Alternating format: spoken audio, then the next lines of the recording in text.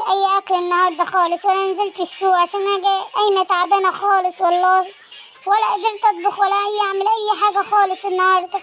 ممكن تطلب لك اكل دليفري يا حبيبي لو انت جعان، او انزل عند مامتك كل عادي برضه. ما عملتيش اكل ان شاء الله ليه بقى؟ هو انت طول النهار تعبانه؟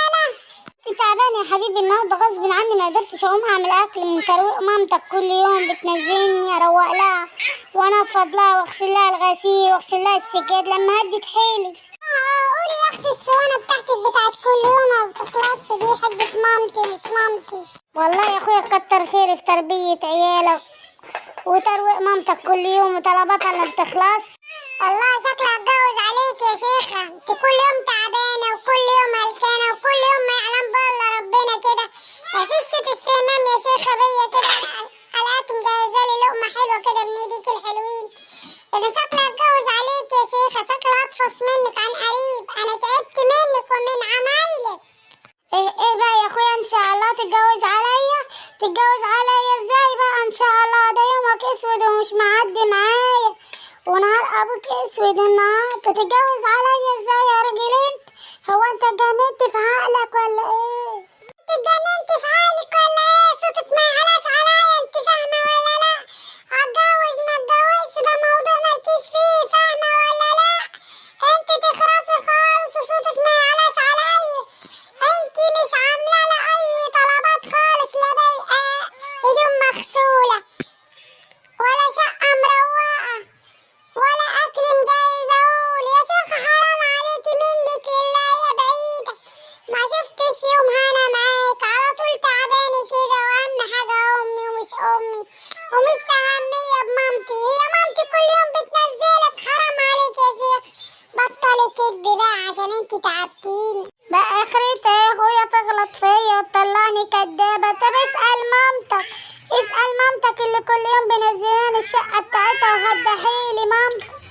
بطلي كدب بقى، عمرها ما ماما تعمل فيكي كده يعني، هتدحيلك كل يوم فين يعني؟ والشقه فيها ايه يعني كل يوم تروقيها وتغسلي السجاد؟ هما بيغرقوها طين ولا بيغرقوها ايه بالظبط عشان كل يوم بتنزلي تروقيها؟ يا شيخه بطلي كدب بقى شويه عليا وتعدلي بقى عشان انت تعبتيني. قولي يا وليه اللي مش عاجبك العيشه معايا وبتتلككي. مامتك يا اخويا كل يوم بتنزلها وقلها الشقه واغسلها السجاد ولا ايه؟ بتدلق على عصير، بتدلق على شوربه، بتدلق على طبيخ. طب انا ذنبي ايه بقى؟ دي مامتك اللي هتضحيلي كل يوم في ترويق الشقه وغسيل السجاد. يعني ماما واخده كل وقتك، مش مدياك وقت خالص تعملي اكل وتشوفي طلباتي؟ ايوه يا اخويا مامتك مش مدياني اي وقت اطلع شقتي واشوف طلبات شقتي واشوف طلباتك وطلبات عيالك. ده عيالك طول النهار بيقعدوا كده من غير اكل ويقولوا ماما احنا جعانين، ما بتسالش فيهم حتى ولا بتديهم لقمه. يجي يقرب على التلاجه تروح ضرباهم وشخطه فيهم وتقول لهم يكش حد فيكم يفتح التلاجه وانا اكسر ايده كده، انتوا فاهمين ولا لا؟ وبتخلينا طول النهار من غير لقمه بعد ما تهدي حيلي في الشقه وفي غسيل السجاد. ماما بتعمل كده يا نهار اسود، دي واقعه سودا. يا شيخه اقولك كلام غير كده، ماما ما تعملش كده، حتى عيالها بتسكت فيهم وتمنع عنهم الاكل. استنى عليا بس يا ست لما اشوف الموضوع ده واشوف مين اللي على الباب. اتفضلي يا ست ماما، عايزه اعرف منك الحقيقه. حقيقتي يا ابني وايه اللي بيحصل؟ صوتكم عالي واصل لتحت يا حبيبي، انت بتتخانق انت ومراتك ليه؟ ايه اللي حصل؟ فانت يا ست ماما بتخش الاكل عن مراتي وتخش الاكل عن عيالي وبتهزقيهم وتهزقي مراتي وتقعدها طول النهار من غير اكل بعد ما تدي حيلها في السجاد والشقه في ترويقها. انا يا ابني يقطعني يا حبيبي، انا ما بعملش كده خالص، ده انا كل يوم بطلع لها اكل هي وعيالها وما بديش لها خالص في الشقه يا حبيبي. ايه رايك في الكلام ده يا ست هانم؟ يعني انت مصدق مامتك مش مصدقني كل الكلام اللي بقولهولك ده؟